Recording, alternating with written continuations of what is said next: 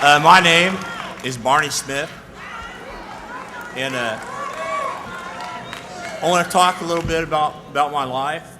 I've lived here in Grant County all my life. I'm 54 years old. My father worked at RCA. He worked there from 49 to 79. He was in maintenance. I worked there from 73 to 04 when they closed. I was maintenance the last 13 years of that. And you know, we took these jobs for granted. You know, we thought we were going to retire there, and there's a lot of faces here. There's Curtis. There's a lot of people here that work there, and I'm getting nervous. Anyway, I just want to say, my dad, he raised a family there. We had a little farm, and he made a good living there. And I remember in 1966, I was 12. He was working 12 hours a day over there, 7 days a week for about 6 months to put in the first in lines. They called them straight lines back then, with the collar tubes. And a lot of you here will remember that back there. Anyway, 38 years later, I found myself tearing those same carts down, exhaust carts, to send to China. You know, it broke my heart, you know. What are you going to do? I was 50 years old, didn't have a job anymore. There was nights where I tossed and turned. My wife said she'd hear me roll over in the night and say, boy, I got to find a job. You know, in Grant County, where were you going to find a job at? So I went back to school, become more of a multi-craft type maintenance. Need to learn the electrical and this and that. Still kind of do. Anyway, it's just it's been tough. There's people here that's got a lot worse stories than I do. I'm one of the lucky ones. I got lucky and got hired in on one of the distribution centers out here, and you know I don't make as much money as I used to, but still I'm lucky to have that job. And what we need is more jobs in this county, in this state, and in this country, you know. And I don't see anybody else doing it. I think that, you know, I was raised as a Republican, and I can't go that way anymore. I mean, tell you,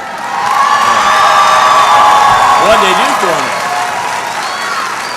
You know?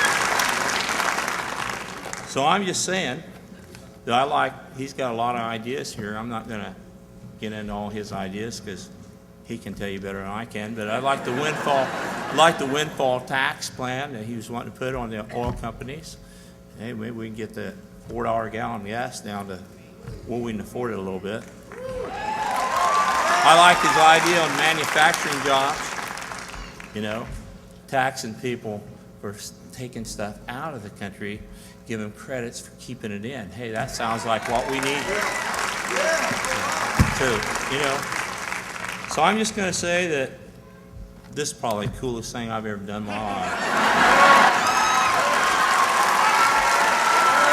And I'm going to introduce Senator Barack Obama. That's my friend.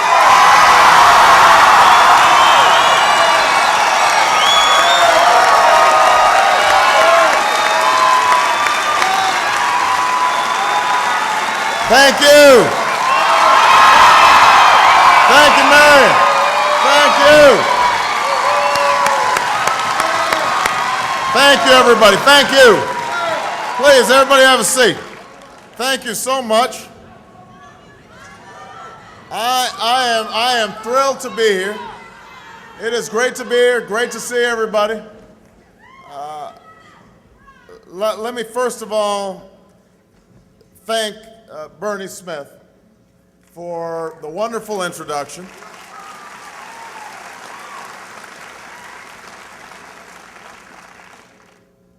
The story that Bernie told us is a story that we hear all across the country, everywhere you go.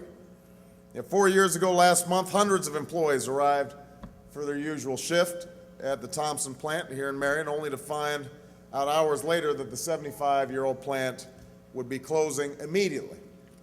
And adding insult to injury, for the 990 now unemployed Thompson workers, production of the picture tubes once made here in Marion was shifted to the Thompson plant in Mexicali, Mexico, where the average worker was paid 1/7 of what the workers were getting paid right here.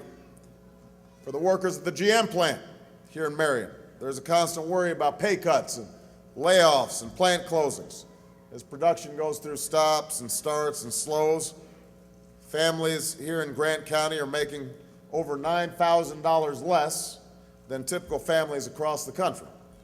And since President Bush took office, unemployment here in Grant County has dramatically outpaced the rest of the country, hitting nearly 7%.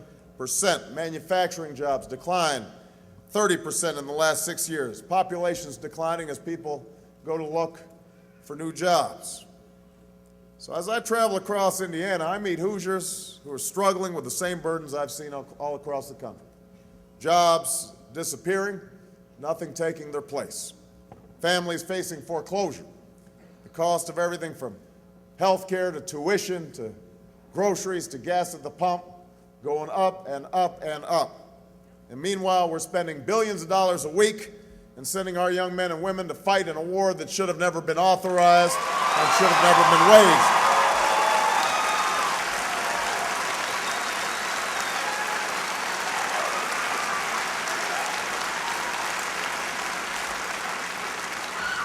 So when I started this campaign 15 months ago, it wasn't because I thought that it was my turn or it was somehow owed to me.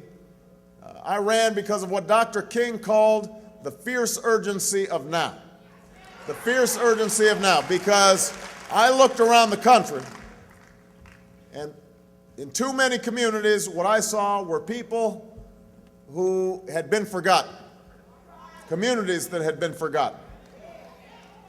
People were working harder and harder just to get by, and they still are 15 months later.